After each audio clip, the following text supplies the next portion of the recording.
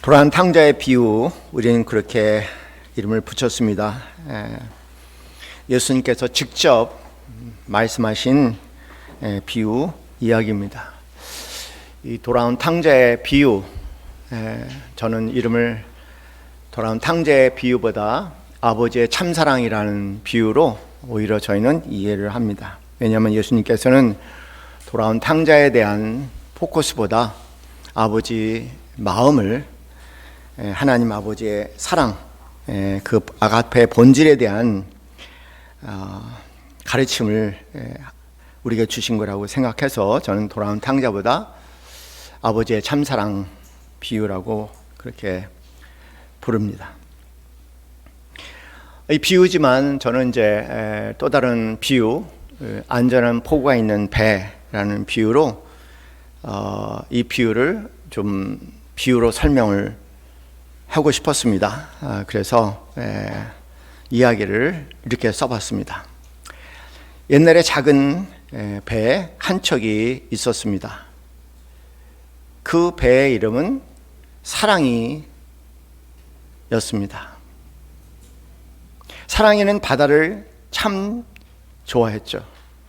파도도 좋고 갈매기도 좋고 멀리 여행 가는 것도 정말 좋았어요.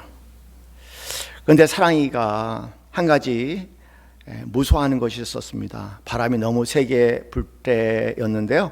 파도가 너무 높이 출렁일 때입니다. 나 괜히 바다에 나온 걸까?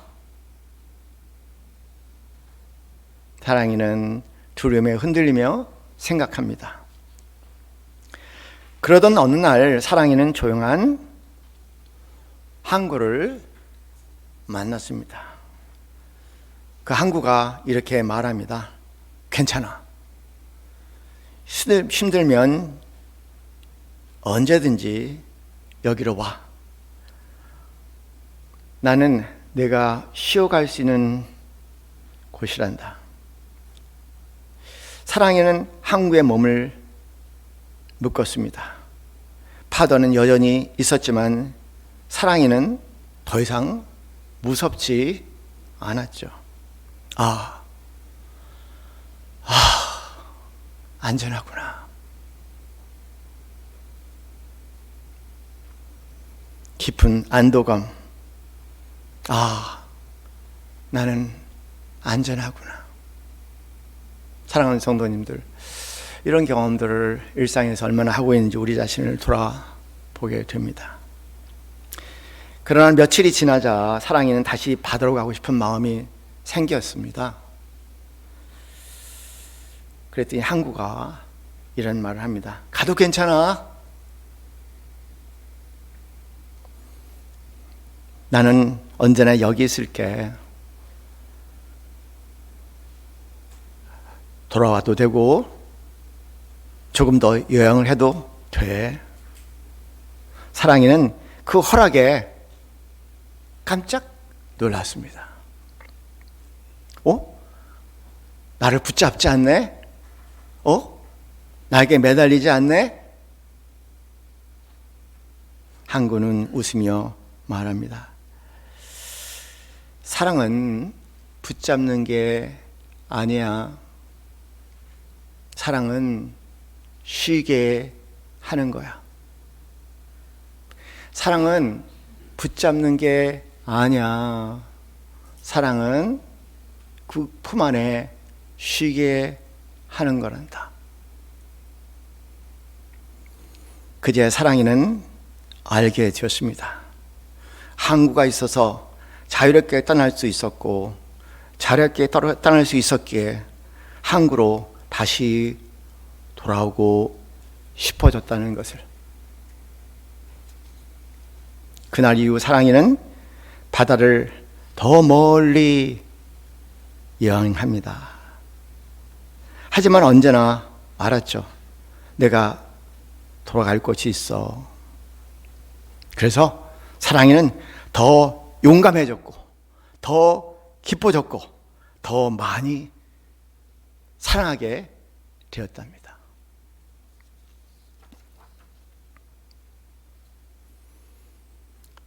오늘 탕자에 돌아온 탕자의 비유는 하나님의 사랑에 대한 이야기는 여기에 다 담겨져 있습니다. 하나님의 사랑은 그런 겁니다. 우리에게 늘 돌아갈 안전한 포구가 되어 주시죠. 그리고 하나님께서 각자 우리에게 허락하신 바람, 소망, 꿈대로 마음껏 펼쳐나가서 나로 하여금 내가 될 수 있게 그 사랑은 허락해 줍니다. 물론 그 자유는 안전함을 내려놓은 자유겠죠. 자유에 무슨 안전함이 있겠습니까? 그러나 그 자유 안에는 하나님 포구라는, 아버지 포구라는 안전함이 있고, 그 안전함 동시에 내 삶을 살아도 돼, 한번 살아봐 라는 허락이, 자유가 나 다음의 여정을 걸어갈 수 있는 은혜가 동시에 함께 담겨 있는 사랑입니다.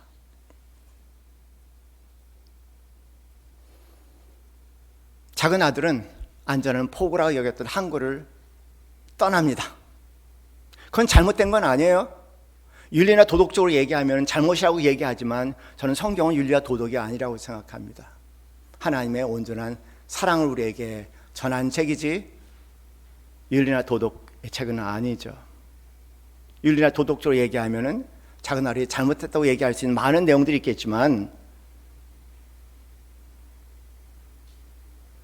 작은 아들은 뭔지 모르게 그 아버지에게 이런 것을 요구해도 될 수 있다는 안정감을 느껴서 아버지에게 감히 요구하게 됐고, 아들은 자기 마음에 일어나는 그런 꿈대로 한번 살아왔습니다.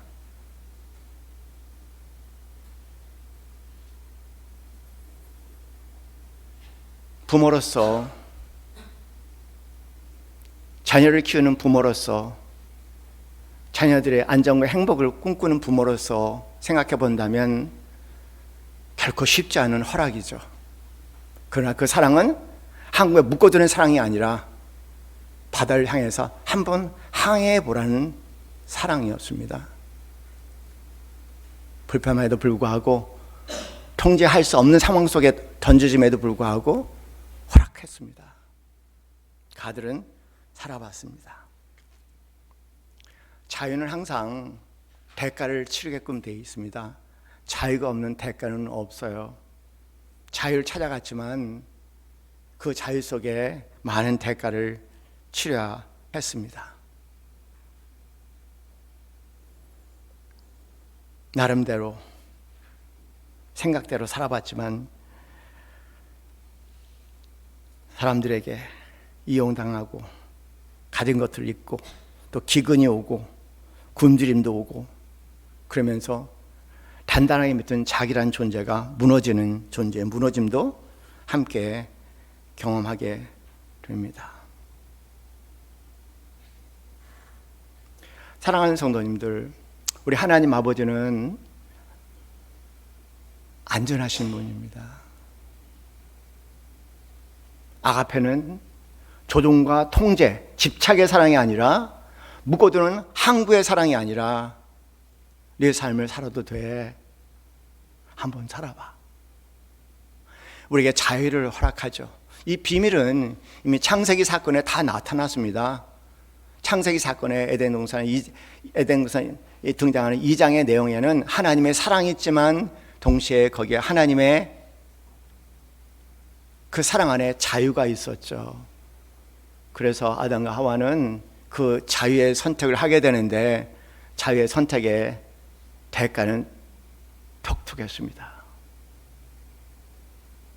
자유의 삶을 살되 늘 우리는 결과를, 그 자유의 그 선택의 대가도 늘 마음에 두면서 선택해야 되는 지혜가 있어야 할 것 같아요.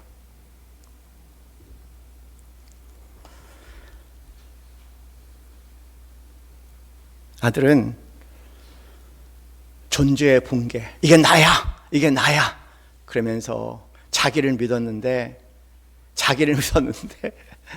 믿을 만한 걸 믿어야죠. 뭐 자기를 믿어요. 뭘 믿어요? 자기를 뭘 믿어요? 예. 제가 몽테뉴의 수상록을 굉장히 좋아하는데요. 몽테뉴 수상록을 좋아하는 이유는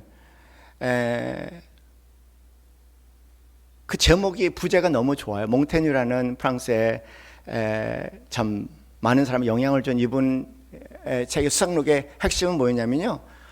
나는 무엇을 아는가예요. 내가 도대체 뭘 알고 있는가. 그런 제목입니다. 근데 그 책을 읽다 보면은 제가 산산이 부서져 버리는 거예요. 내가 안다고 생각하는 게 내가 모른다는 걸 알기 시작하는 거예요. 그 책을 다 읽으면 내가 아는 게 없네 라는 결론에 도달합니다. 아는 게 없는 내가 아는 것이 있는 것처럼 열심히 살아봤지만 아는 게 없어서 그런지 결과는 내가 생각했던 열심의 결과는 아니잖아요. 그것도 살아봐야지 아는 거 아니겠습니까? 살아보지 않고 내가 어떻게 아는 게 없다는 걸 알겠습니까? 저는 그 시점에 와 있는 것 같아요. 제가 알고 있는 것은 딱 두 가지밖에 없어요. 지금은요. 하나, 죽는다는 건 아주 분명히 알고 있어요. 지금요. 그건 하나 알아. 아주 분명히 알아. 또 하나 아는 것은 뭐냐면 참된 평안은 내가 원하는 건 바깥에 있는 것이 아니라 내 안에 있는 주님과 더불어 사는 삶밖에 없구나. 그 두 가지는 이제 아주 선명하게, 나머지는요 다 모르겠어요. 정말 모르겠어요. 제가 안다고 생각하는 만큼 살았다면 이렇게 됐을까요? 여러분이 이렇게 됐을까요? 하나님이 됐겠죠. 하나님 같은 존재가 될 수 있겠죠. 우린 몰라요. 살아보면서 알게 되는 거죠. 모른다는 것을 살아보면서 알게 되는 거죠. 젊음은 아는 것이 전부고요. 모른다는 것을 모르고, 나이 들면 젊음을 살아보면서 결국 내가 모른다는 것을 아는 과정일지 모르겠어요.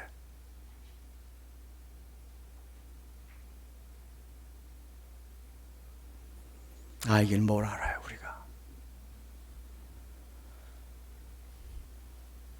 알면 이렇게 했어요.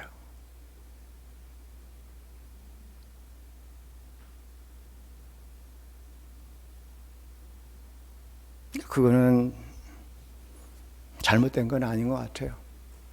왜냐하면 그 지경에 이르러서 한 가지 생각이 난 거예요.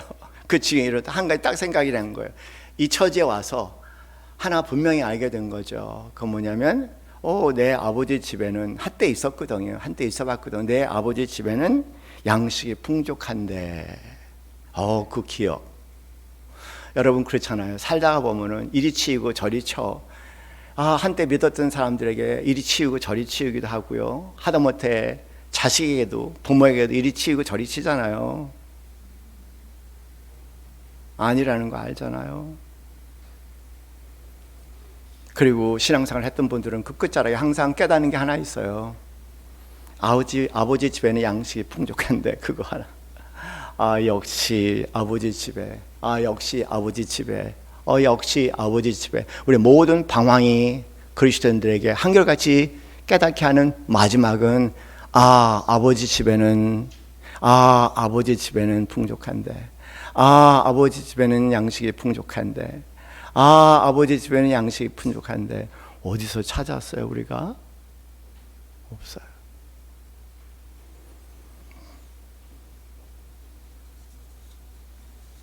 아들은 다행히 그 기억에 흔적이 있어서 내가 돌아갈 곳이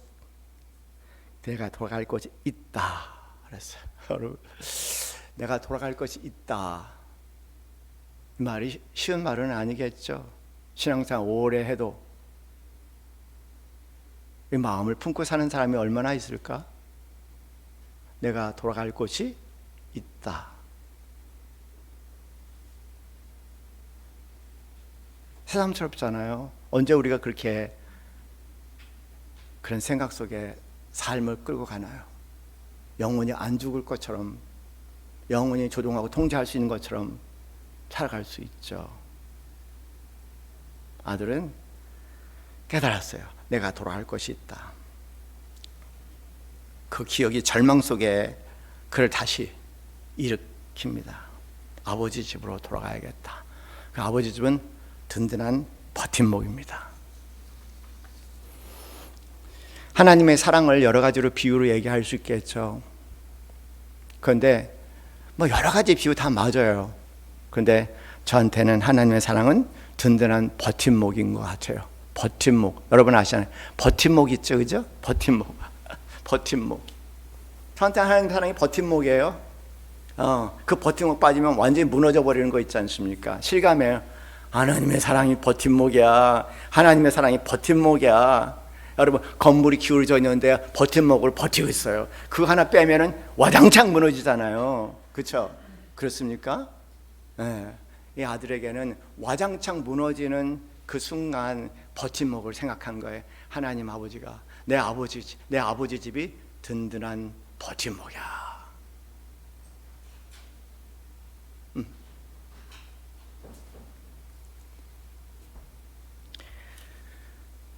저는 항구란 표현보다 안전한 포구라는 표현이 훨씬 더 마음에 다가오는 것 같아요. 하나님은 안전한 포구야, 든든한 버팀목이야, 안전한 포구야. 안전한 포구는 여러 가지 의미를 갖고 있거든요. 폭풍이나 거친 바다를 지나온 배가 포구에 들었을 때 느끼는 그 평안함, 그것이 안전한 포구입니다. 언제든지 떠나 탐험할 수 있지만 결국 돌아 쉴 수 있는 안전한 장소, 그게 안전한 포구죠. 사람들에게 관계에서 안전한 포구는 든든한 지지되고 마음을 기댈 수 있는 존재를 뜻하기도 합니다. 안전한 포구는 삶의 여정에 대한 이야기할 때 세상은 바다처럼 예측 불가능하고 험난하지만 안전한 포구는 우리가 다시 힘을 얻고 재출항할 수 있게 해주는 것이 안전한 포구입니다. 관계에서 안전한 포구가 의미하는 것은 우리가 방황하다가 돌아와 다시 안정을 되찾을 수 있고 새 힘을 얻고 새로운 출발할 수 있는 것이 안전한 포구입니다.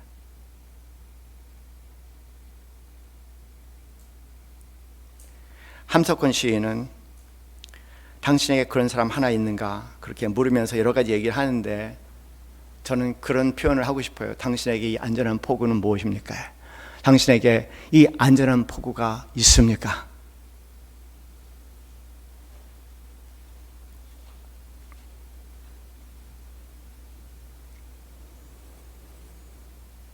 아들은 기억하고 안전한 포구를 향해서 달려갑니다. 그런데 아버지는 주저하는 발걸음을 보면서 오히려 멀리에서 아들에게 달려오죠. 그렇게 포옹하셨어요? 안 하셨어요? 여러분, 하나님의 사랑은 포옹이에요. 그냥 포옹입니다.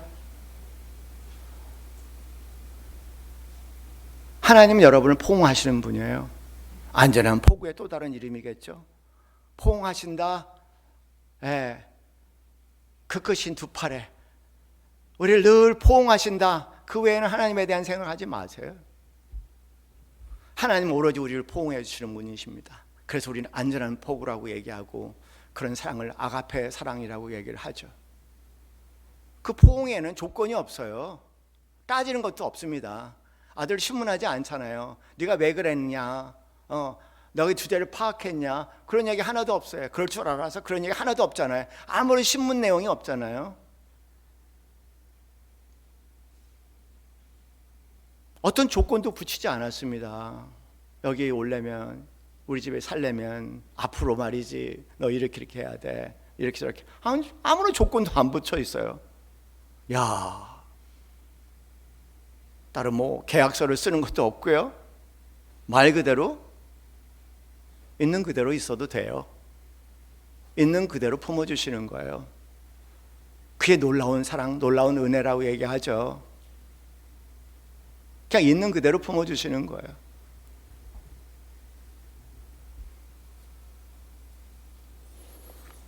그리고 뜻밖의 황홀한 이름까지 붙여주시다. 너는 내 종이 아니라 내 아들이다. 그렇게 얘기하세요. 그렇죠? 종이라면 주인과 종의 관계, 주인과 노예의 관계라고 얘기하죠. 주인과 노예 관계가 아니잖아요. 그냥 너는 내 아들이다. 그랬어요. 너는 내 아들이다.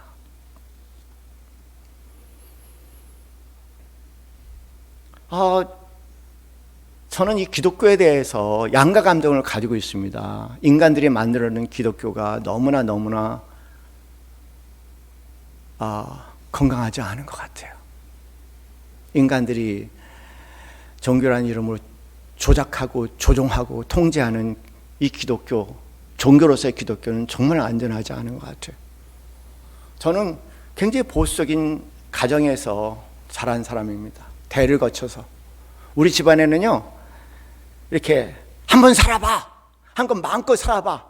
마음껏 살아보고 후회를 해도 살아보고 후회를 해. 살아보고 깨달아. 뭐 이런 것이 아니라 다 가야 할 길을 정해주는 거예요. 이렇게 살아야 된다. 이렇게 살아야 된다. 여기만 가야 된다. 여긴 절대 가면 안 된다. 여기로만 가야 된다. 제 운신의 폭이 이렇게 작아진 거예요. 지금 생각하면 막 화가 나. 영적인 학대를 당한 것 같아요. 내가 활짝 피고 뭐든지 될 수가 있는데 왜 나를 이런 구석으로만 몰아냈을까? 막 때려주고 싶은 거예요.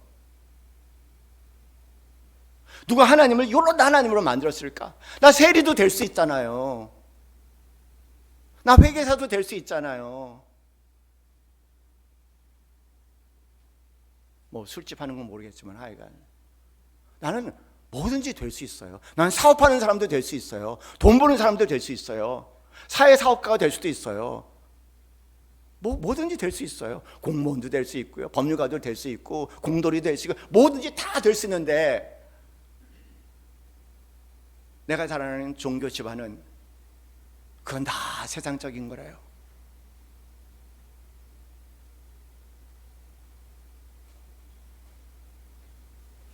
저는 어느 날 알았어요. 뜻밖의 하나님은 그런 분이 아니었다는 거. 살아봐. 살아보고 얘기해. 살아보고 깨달아. 살아보고 돌아와. 살아보고 또 돌아와. 그러면 하나님의 안전한 포구의 사랑이 분명하게 내 안에 자리하겠죠.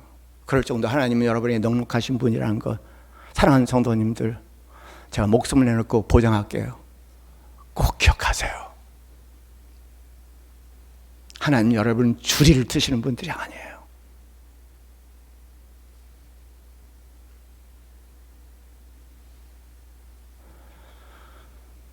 한번 살아봐.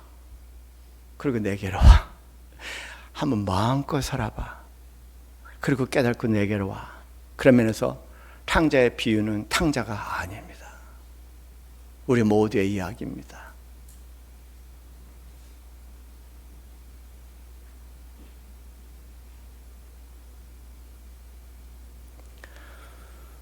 우리 하나님은 아주 넉넉하세요. 아주 넉넉하세요. 엄청 넉넉하세요. 그러니 오직 예수님께서 내 아버지 집에는 갈 곳이 많다고 얘기하지 않으셨어요. 그죠? 분명히 얘기하셨죠? 종교인들은 좁혀놓고 좁혀놓을 때 예수님은 내 아버지 집은 갈 곳이 많다고 말씀하셨어요. 한번 살아봐. 삶 속에 그래도 주님의 품이 좋구나 라는 것을 깨닫지 않는 사람은 한낱 공허한 종교적인 삶입니다. 불안과 두려움에 모든 것을 조종하고 통제하려는 그런 바리새인적인 삶이죠. 하나님의 사랑은 허락이요. 그리고 언제든지 나한테 돌아오라는 허락입니다. 그래서 하나님의 사랑은 안전한 사랑이에요. 안전함이 없는 사랑은 나쁜 사랑이에요. 거기에는 분명히 이용, 통제, 조종, 집착, 매달림. 하나님 사랑은 그런 사랑은 아니죠.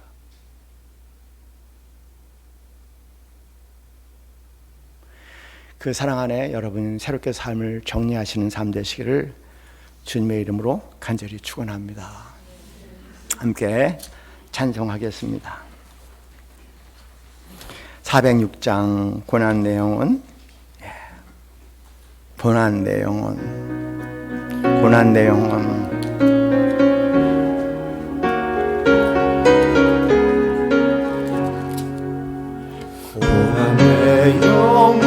편히 쉴 곳과 풍랑이로도 안전한 보구 폭풍까지도 다스리시는 주의 영원한 팔 의지해 주의 영원하신 팔 함께 하사 항상 나를 붙드시니 어느 곳에 가든지 요동하지 않음은 주의 팔을 의지함이라.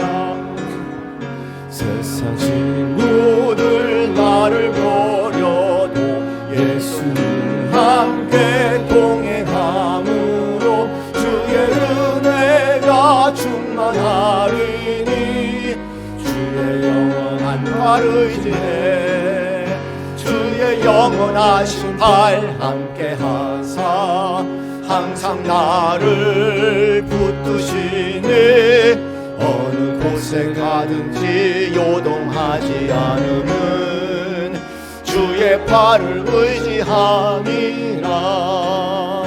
나의 믿음이 연약해져도 미리 예비한 힘을 주시며 위태할 때도 안보하시는 주의 영원한 팔 의지해 주의 영원하신 팔 함께 하사 항상 나를 붙드시니 어느 곳에 가든지 요동하지 않음은 주의 팔을 의지함이라.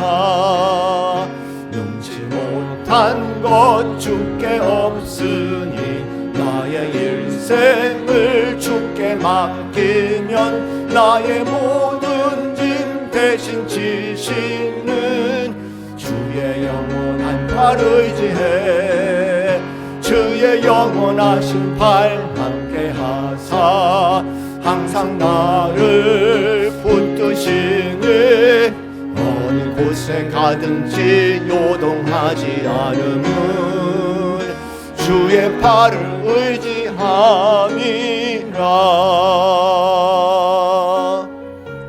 함께 기도합시다.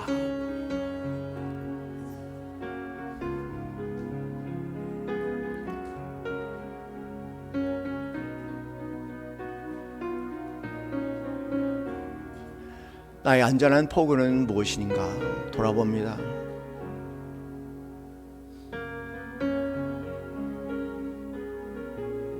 내 삶의 든든한 버팀목은 무엇인가 돌아봅니다.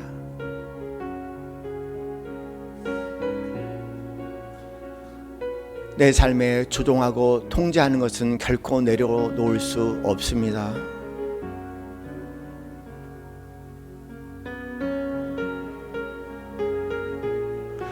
여러 가지의 불안이 조종과 통제의 손길을 내려놓지 못하게 합니다. 집착하고 매달리게 합니다. 그러나 안전한 포구가 든든한 버팀목이 내게 있다면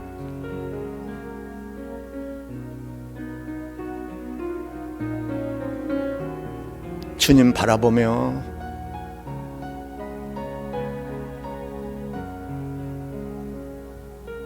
내려놓을 수 있고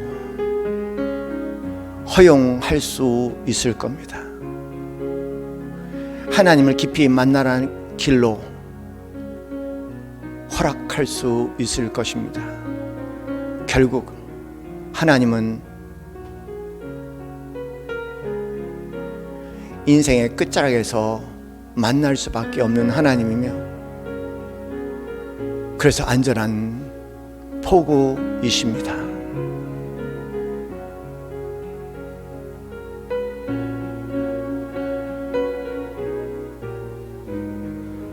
이 시간 주님께서 허락하시는 기도의 내용으로 하나님께 기도 드리겠습니다. 할렐루야. 하나님 아버지 감사합니다. 우리의 삶이 실패가 아닙니다.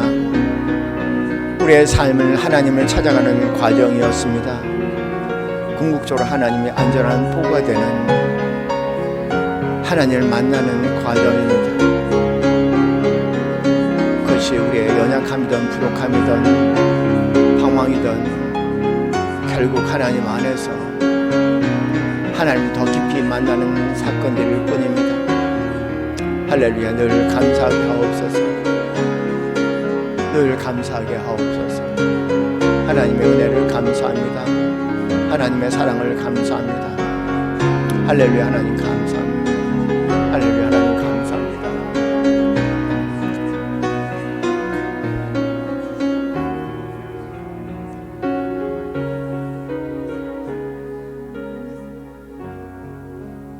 하나님 아버지, 오늘의 비유를 통해서 역설을 봅니다. 하나님 아버지에 대한 안전함을 느꼈던 그는 모험의 여정을 떠나서 하나님 아버지가 안전한 복음이요 온전한 사랑인 것을 깨닫게 되었습니다. 그러나 그나들은 이해할 수 없는 이유에서 아버지의 사랑에 대한 불안감으로 떠나지 못하고 매달려 종살이 같지 않은 종살이의 삶을 살며 원망합니다. 하나님, 우리의 삶을 돌아보며 방황의 시간들이 있었습니다. 방황이 아닙니다. 하나님을 더 깊이 만나러가는 과정이었습니다. 우리의 삶에 연약함이 있었고 부족함이 있었고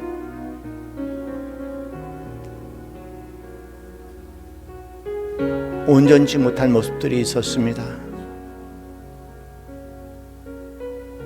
그러나 그것은 악이 아니라 선입니다. 오히려 내 자신의 한계를 발견하고 하나님의 온전한 사랑에 귀의하는 복된 과정들이었습니다.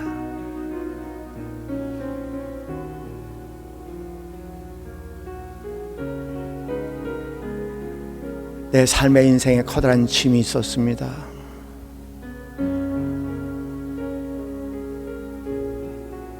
평생 무거운 짐이었습니다.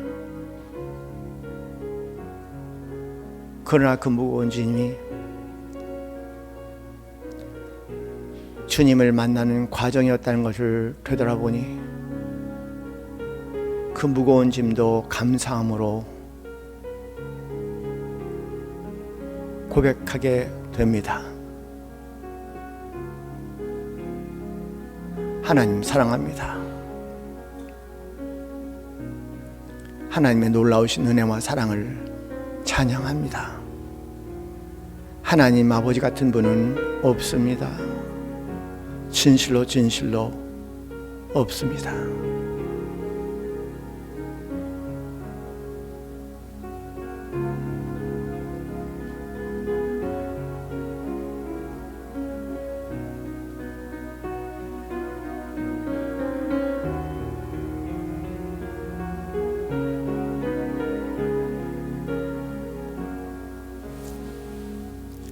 이제는 우리 주 예수 그리스도의 그 크신 은혜와 하나님 아버지의 지극하신 사랑과 성령님의 교통 교감하심이 영원한 안전한 포구 되신 늘 주님을 바라보며 나날이 새롭게 세워지기 소원하는 이 자리엔 사랑하는 모든 성도들 머리 위에 지금부터 영원까지 함께 있기를 간절히 축원하옵나이다. 아멘.